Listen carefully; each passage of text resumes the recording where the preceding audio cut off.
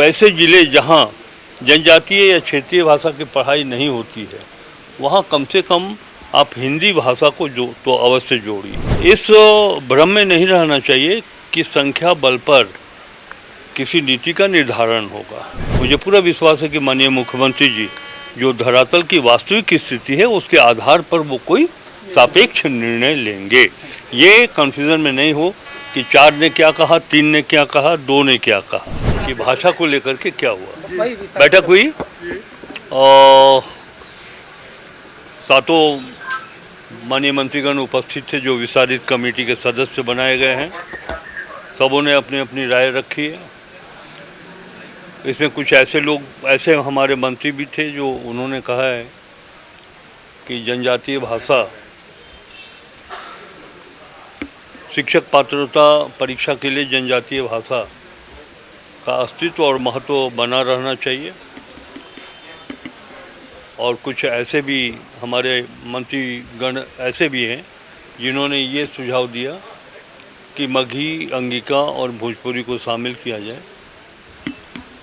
मैंने एक जो एक तार्किक बिंदु है जो मैंने उठाया उसमें वो ये है कि पलामू और गढ़वा में नागपुरी भाषा सेकेंड लैंग्वेज में नागपुरी भाषा को रखा गया है। अब वहाँ नागपुरी भाषा जो रिपोर्ट है वहाँ के जिला शिक्षा पदाधिकारी का, जिला शिक्षा अधीक्षक का, उस रिपोर्ट में ये कहा गया है कि यहाँ नागपुरी बोलने वालों की संख्या महज 3-4 हज़ार के आसपास है और जबकि मगही बोलने वालों की संख्या 1 लाख से अधिक है। उसी तरह भोजपुरी बोलने वालों की संख्या भी अधिक है। अब सवाल ये उठता है कि जब वहाँ नागपुरी की ना पढ़ाई होती है ना बोली जाती है तो नागपुरी भाषा जब आपने उसमें रख दिया तो फिर वहाँ के लोग कैसे उस भाषा को लेकर एग्ज़ाम में बैठेंगे और एग्ज़ाम दे पाएंगे। तो सेकेंड लैंग्वेज में जो प्राप्तांक निर्धारित किए गए हैं तो स्वाभाविक तौर पे वो वंचित हो जाएंगे। मैंने कहा कि आप किसी भाषा को जोड़िए या ना जोड़िए, लेकिन वैसे ज़िले जहाँ जनजातीय या क्षेत्रीय भाषा की पढ़ाई नहीं होती है वहाँ कम से कम आप हिंदी भाषा को तो अवश्य जोड़िए। ये एक बीच का रास्ता यही हो सकता है। तो ये सुझाव दिए गए हैं। लगभग 1-1.25 घंटा बैठक चली है। काफ़ी सौहार्दपूर्ण वातावरण में लोग अपनी बात रख रहे थे। अब अंतिम निर्णय तो माननीय मुख्यमंत्री जी के नेतृत्व में कैबिनेट को ही लेना है। नहीं, ये तो सर ये अंतिम बैठक क्या? हाँ, ये अंतिम बैठक। सर ये जनजातीय भाषा का महत्व, इसका थोड़ा सा अर्थ समझा दीजिए। जैसा कि लोगों ने कहा कि ये राज्य जो अलग हुआ है उसमें जनजातीय एक आधार था। जनजातीय चाहे वो भाषा हो, चाहे संस्कृति हो, रहन सहन, रीति रिवाज हो, तो उस धरोहर को बनाए रखने के लिए जनजातीय भाषा का महत्व हो। जनजातीय भाषा जो रखा गया है वो रखा गया है, लेकिन इसके और भी कोई भाषा, जनजातीय भाषा तो है ही, और कोई उनका सुझाव है जो और कोई भाषा नहीं, और कोई भाषा का सुझाव नहीं था। इसी पर हम लोगों ने कहा इस बात को, जो इसके पक्षधर थे कि मगही और भोजपुरी होना चाहिए। हमने कहा कि जिस तरह जनजातीय समुदाय के लोग झारखंडी हैं उसी तरह गैर जनजातीय समुदाय के लोग भी जो झारखंड में रहने वाले हैं, जो बिहार से अलग होकर के झारखंडी कहलाना पसंद किया लोगों ने, तो वह भी उतना ही झारखंडी है।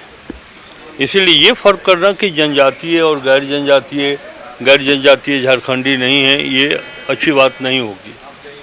तो अब जो गैर जनजातीय लोग हैं और वैसे ज़िले जहां उनकी बाहुलता है वहां पे जब आप नागपुरी, खोरठा को अगर आप रख रहे हैं जो वो जानते नहीं हैं, तब तो फिर उनके परीक्षा पर उसका असर पड़ जाएगा।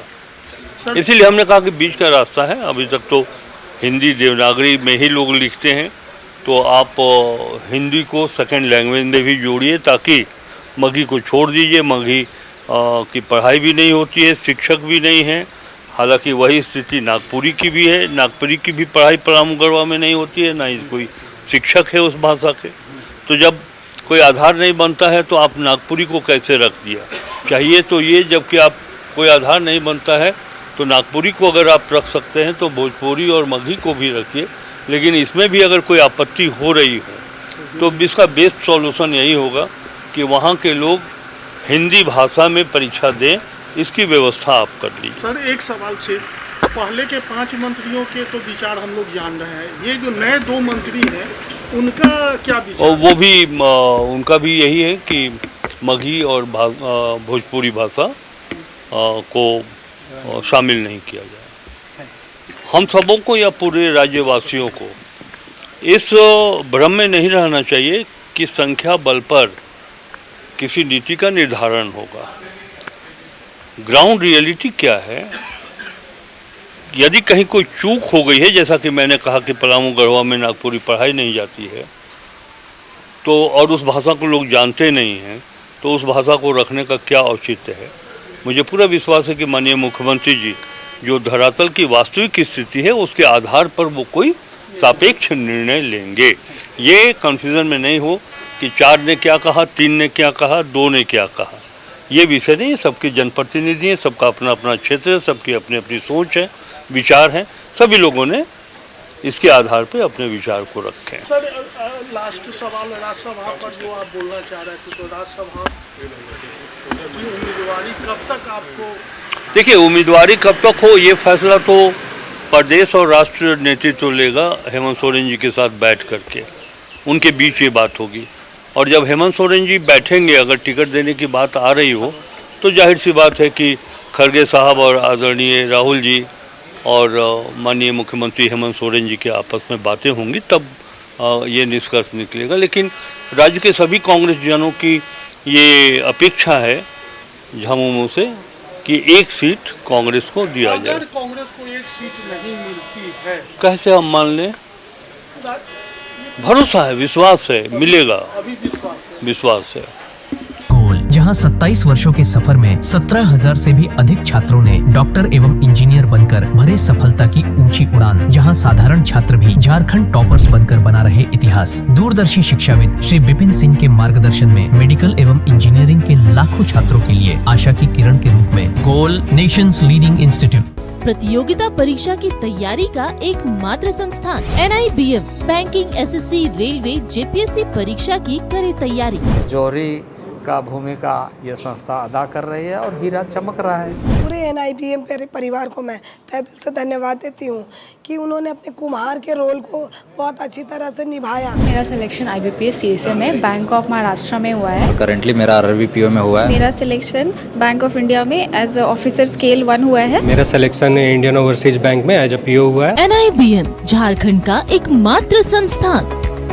बायोम इंस्टीट्यूट नीट की तैयारी के लिए एक भरोसेमंद नाम। यहाँ अनुभवी फैकल्टी, स्मार्ट क्लासरूम और बेहतरीन टीचिंग मेथड से स्टूडेंट्स को मिलती है मजबूत तैयारी। यहाँ हर स्टूडेंट को मिलता है पर्सनल गाइडेंस और डाउट क्लियरिंग का पूरा सपोर्ट। नीट 2027 और 28 के लिए फेज 2 बैच 30 अप्रैल से शुरू हो रहा है। आज ही बायोम इंस्टीट्यूट से जुड़े और अपने डॉक्टर बनने के सपने को दे सही दिशा। बायोम इंस्टीट्यूट सिर्फ मेडिकल प्रिपरेशन का संस्थान। काम की तलाश है, भरोसेमंद नौकरी चाहिए? जुड़िए ANG के साथ, जहां श्रमिक सबसे पहले।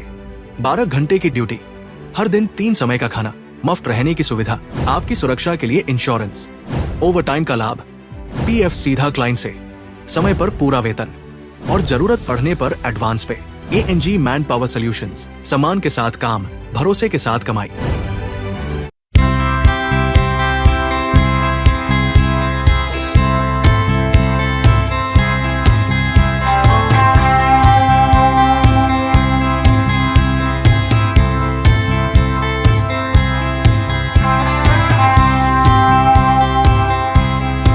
followup.in.